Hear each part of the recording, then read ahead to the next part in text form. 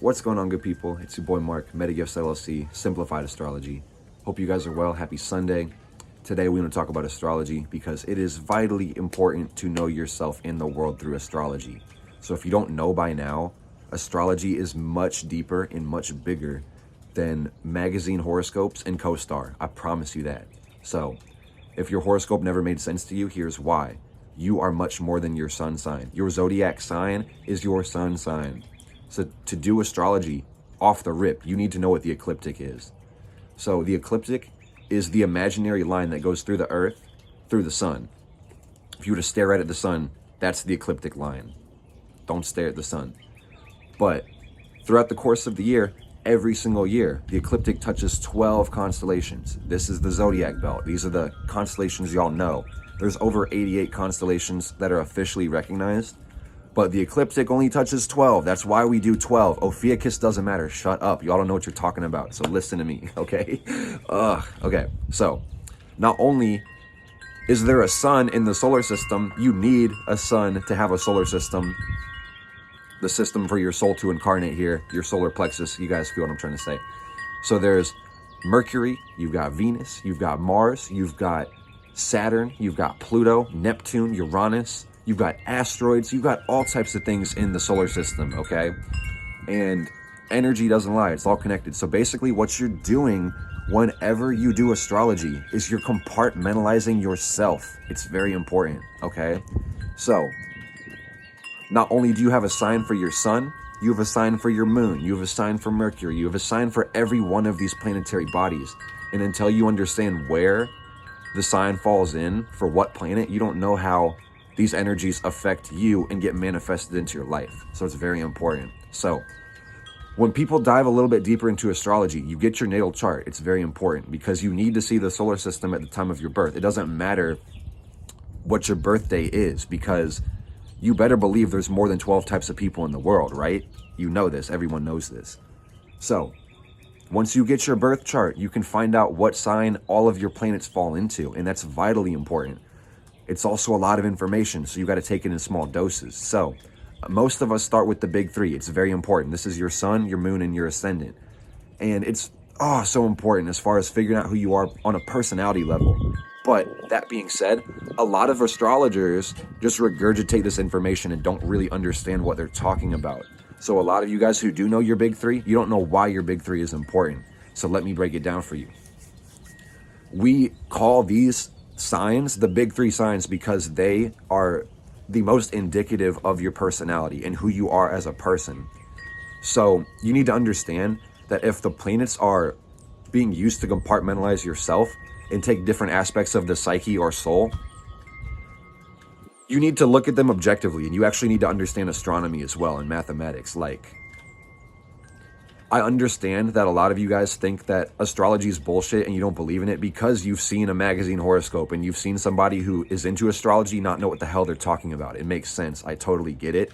And it frustrates me to no end because most people who do astrology do it for entertainment. They don't do it for self-discovery. They don't do it for real information.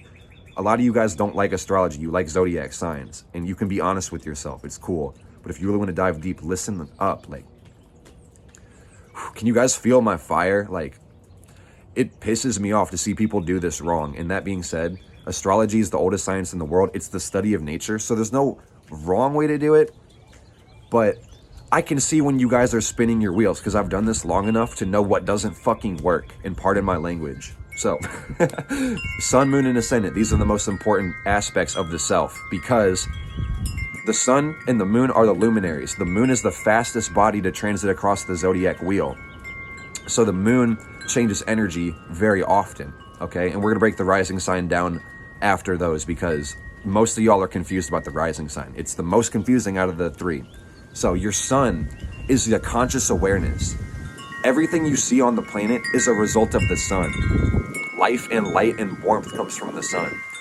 So again, your sun sign, whether you're an Aries, Leo, Aquarius, Pisces, Virgo, if that's your sun sign, those are your conscious actions. Those are your conscious awareness. That's what you see, that's what you perceive, and that's the actions that you take in the world. The sun is your driving force, and this is why you can identify as your sun sign. And this is why other people can probably even guess your sun sign without knowing your birthday. It's because you act like this, you do this. You better believe I'm acting like a Leo right now. You know, that's what I do. And you act like your sun sign, so know that. That being said, the other luminary is so important because the sun is the masculine expression. Oh man, it's windy. And the moon is the feminine receptivity. This is the feelings. This is the internal world. This is the reactions and responses to the world that we live in. It's very important. So it's the subconscious awareness as well. So things that get manifested as a result of your unintentional living, your day-to-day life, your energy. Very, very important. So your sun is how you act. The moon is how you respond. The rising sign, your ascendant sign, is not a planet. It's not a body. It's nothing. So you need to understand in the chart, because the earth spins one time every single day, we're going to have 12 astrological houses. These houses are locations around the earth. They're spots in the sky, 6 above the horizon, 6 below the horizon. So the houses in astrology compartmentalize aspects of human life from birth to death. So this is everything it means to be a human. Once you understand your astrological houses, you know where astrology can affect you. And if you don't know the houses, you don't know where your chart's hitting for. So stop even trying to do it, really. So the reason the rising sign is the most important part, and it's included in the big 3, is because your rising sign is your first house. The first house is all about personality. It's all about ego. It's about personal identity, the way that you see the world. Like I said, this is from birth to death. So the first part of being is being, and individualizing yourself and then separating from the environment and creating duality, barriers and boundaries, encircling your circumference. You feel me? Like, it's very spiritual. So the thing is, the moment you're born, the constellation on the horizon becomes your rising sign. And I need you guys to understand, every sign is a rising sign. It's not special. Because we're spinning as a planet, all of the constellations are rising.